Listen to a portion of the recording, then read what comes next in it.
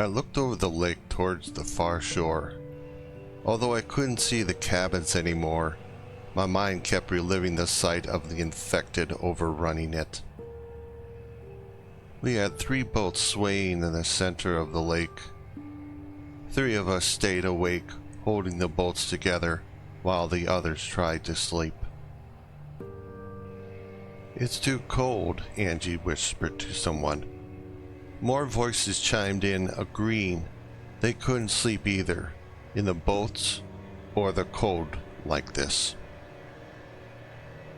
The horde attack on the cabins was too sudden. Nobody was able to grab supplies or even warm clothing. No one had a coat, and fall was fast approaching. And there was only 1 loaded gun with no additional ammo. We thought we could stay here for the night and head to a safer shore in the morning when we could see better. "Let's start paddling for the far shoreline," Nick said. "We'll look for signs of movement and stay away if we see any." Together the 3 boats paddled slowly to the far shore, looking for signs of movement. Once we got close enough, it was decided it was safe. 1 boat would go ashore. 1 person would check the nearby area, 1 would start a fire, and 1 would stay in the boat, ready to row. Our boat went in first. Nick had his gun and went out to scout the area. I worked on a campfire, searching my pockets for the Ziploc bag of dry matches. Ken stayed with the boat. Time dragged on, but no danger was found nearby. The fire had gotten large enough for everyone, so Ken paddled back to the other boats and brought them over. Although sleep was rough, everyone was able to get what barely accounted for as rest. Not long after sunrise, Sun began to awake and had discussions with Nick, who had stayed awake to keep watch about what jobs needed to be done. Some were assigned to make fishing spears, then walked up and down the shoreline looking for fish. Nick found an empty jug and a few plastic bottles in the boats, and went to work on making it into a water purifier. Others made weapons, sharpening strong branches into spears or clubs. Ken went out to scout farther and see what he could find. When I woke up, it was early afternoon. I was sore from sleeping on the hard ground. Apologized to Nick for sleeping so late. "It's fine, Steve. Everyone slept as much as they needed to," he said. "Everyone is working on something," he continued. "Fishing, making weapons, scouting. I think I saw wild berries nearby. Take this coffee can and put whatever you find in there," Nick asked. "Wait," I asked. "Was this in a boat? Don't people use this for, going to the bathroom when they're on the lake?" "Sure," Nick said. "But there was a small amount of coffee in there, so no one used it for that," he reassured me. As evening crept in, everyone sat around the fire and talked about what they had accomplished that day. 4 fish were caught, half a coffee can of wild berries, Nick assured us were safe to eat, and a few bottles of clean water that went faster than more could be made, as well as spears and clubs, well, sticks, hard sticks that we could use to defend ourselves with. After we ate what little there was, Nick started talking. "I don't think we can stay here. We are too exposed. One good rainstorm will wipe out this fire." "We could build a shelter," I suggested. but even I wasn't really fully on board with the idea. Then what do we do? Someone said. Stay here and fish forever? More people agreed with Nick. We needed to leave. Another chimed in. We should find the military. Or the authorities. They've got to have a plan. Got to be doing better than us. They'll have a base, somebody said. Maybe even a solid structure. Building. Something built into the side of the mountain for catastrophe. Nick turned to Ken. Did you find anything while you were out? No, he said. Just more forest. There's no high ground to get a good look. Climbing a tree isn't going to get me high enough to see over the other trees. All I found, he said, was random trash. None of it useful. More people supported leaving the next day, saying, bring what we can and go. Or we should vote on it. Or maybe, perhaps we can carry the boats. Yeah, that'll happen. Nick said, we can vote, but everyone has the freedom to do whatever they want. Maybe staying here is the best. Water, I pointed out. We have water here, and a way to make it safe to drink with the water purifier. We can survive without food for a while, but once we don't have water, we will be in big trouble. Truthfully, I didn't want to stay, but going blind into the forest was a terrible idea. Everyone looked at me like I had crushed their hope for getting out of this. We can't stay here though, Steve, someone said. Safety could be nearer than we know. Rescue, right around the corner. Somebody else said something about when you're lost in the forest, to stay where you are and they will come and look for you. It was better to stay in one spot than it was to move, make it harder for people to find you. But somebody else said, well, who is looking for us? Who knows that we are lost? Ken spoke next. Before I left the downtown area, he stopped for a moment, carefully choosing his words. I heard reports of infected in other cities, and it might even be as bad as even other countries. This could be global. We could be in bigger trouble than we really realize. As others spoke among themselves, I was looking at Nick, who was slightly shaking his head yes as Ken was speaking. And I began thinking about all the things Nick had told me about pharmaceutical company. What did he know? I decided to be tactful and wait to speak with him later alone. But Nick caught my gaze, and if I didn't know any better, he was reading my mind. There were more discussions throughout the evening, but one thing was decided. We'd stay one more day, more people would be sent out to scout, and then we'd make our move and leave the camp. While others went to sleep, Nick decided he, I, and Ken would keep watch. We moved away from the other group and sat so we could speak a little more. Nick started speaking again. Remember a few years ago when I was telling you about that pharmaceutical company? Higashi Pharmaceutical, he said. Yes, I answered. Well, what we are seeing here with the infected is a result of experimentation gone wrong, Nick continued. Personally, I hate listening to Nick tell this story. I've heard it before, but given the circumstances, I'm willing to listen. if it turns out this is the truth.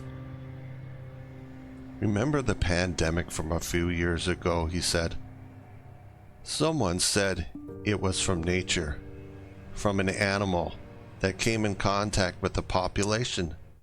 Some said it was from a lab in another country, and that a flu virus had gotten out. But neither one of those things are true. I couldn't control my eyebrows from furrowing. We know the virus keeps popping up, he continued. And we kept needing to get shots, remember? You get shots, then it mutates. Then we need more shots, and then it doesn't go away. If we don't get the shots, well, we could lose our jobs at our companies. Have you gotten your shot recently? Some people got sick from them. Some didn't recover. My ears are starting to get hot. He's off on one of his rants. Nick, Ken interrupted. Let me tell him what I know. Ken began. Steve, if you can, keep this between us. The others might not understand. They might get upset. Maybe even act out. And that's not going to help us. You're not going to be able to get the full story from anyone else. I don't have all of it myself. Nobody did. But I saw enough to know we didn't just stumble into this. He paused, staring into the trees. Most people won't survive long enough to ask how it began. And fewer will still believe the answer if they heard it. But I was there. Not at the top. Not at the beginning. But I was close enough to watch it fail. Ken took a breath. Before the world went to hell, there were labs, research facilities all over the world. Higashi Pharmaceuticals was one of the biggest. I didn't work on cures. I didn't design anything. I wasn't a scientist. Ken glanced briefly at Nick and then back into the darkness. I was assigned to containment oversight and incident response.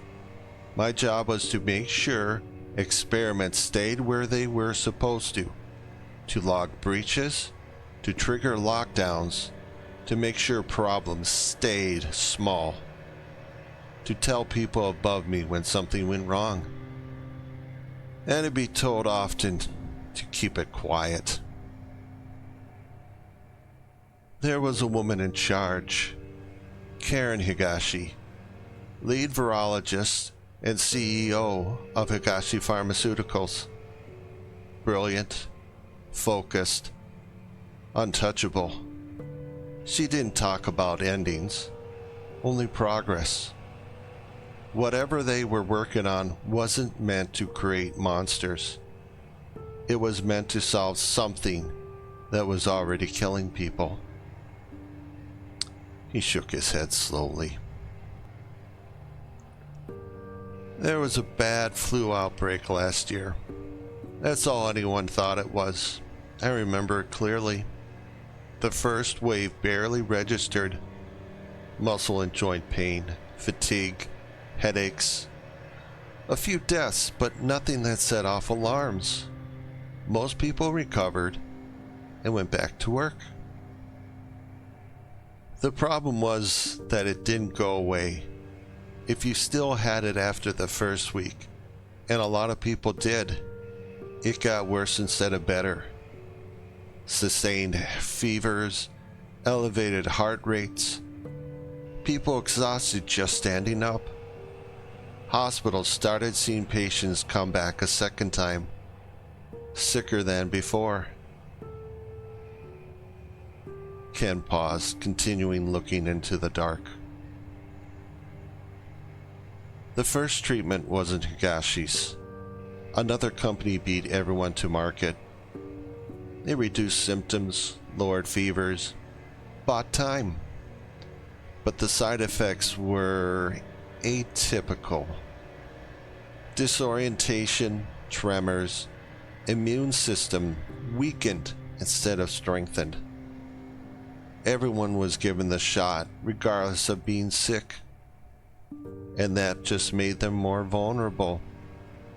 And the flu spread faster because of it.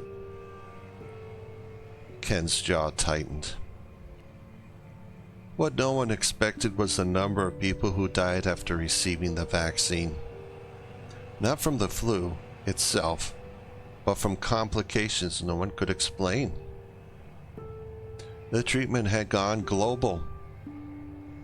There was too much pressure, you see. Businesses were declaring bankruptcy because there was nobody at work. Food supply chain was faltering fast. There were no truckers to bring food to the markets. Governments needed something to point to. People needed hope. He exhaled slowly. Samples from those patients were sent out for study. We were one of the labs that received them. About a month later, Karen identified changes, mutations from the original flu strain. She said the virus wasn't just spreading anymore, it was adapting. The company that made the first treatment denied it outright, said that there wasn't enough evidence. Publicly, they might have been right. Privately, no one wanted to slow things down. Ken rubbed his hands together as if warming them. There may have been an interim solution after that, something that weakened the virus without stopping it. It bought hospitals breathing room, reduced admissions, lowered deaths. For a little while, it looked like we'd stabilized things. But it wasn't a cure. It was a delay. His voice dropped. By summer, Karen had her solution. A vaccine meant to address both the original strain and what it had become. She was careful, more careful than anyone gave her credit for. The first trials were limited, overseas, in the Philippines. The results were incredible. Rapid improvement, recovery times measured in days. No immediate complications. And then Ken shook his head slowly. That was when everything was accelerated. Peer review was rushed, production scaled overnight.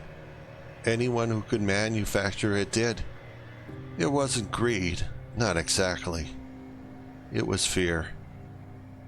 Fear of collapse. Fear of running out of time. Karen's work had always been reliable.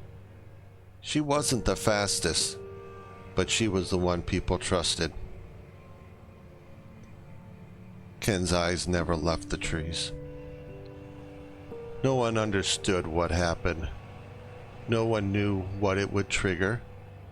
By the time we realized something was wrong, the reports of people dying and coming back to life were already coming in. I was in the capital when the virus mutated again. Karen Higashi was sent to a secret site to continue her work. I don't know if she survived. I don't even know if she believed this would happen. But I've seen the outcome everywhere. Cities gone. Families gone. The world rewritten by something we couldn't put back in the box. Ken looked back into the forest again. Could someone still be working on the cure? Nick asked. Ken looked doubtful. Possibly. I want to be frank. Whatever this is, it's global. Before I left Higashi Tower, I had security reports coming from our labs all over the world.